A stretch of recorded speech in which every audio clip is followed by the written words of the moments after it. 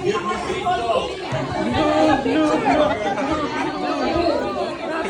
this is Team Blue. Remember.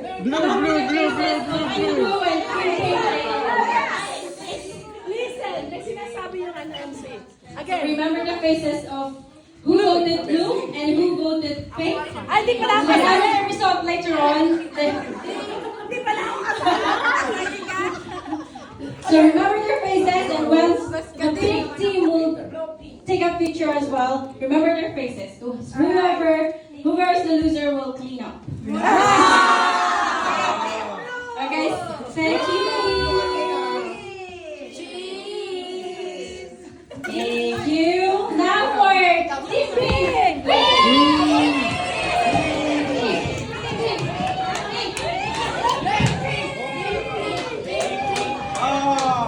Antay ka muna, ikaw, anong team mo? I don't have a team.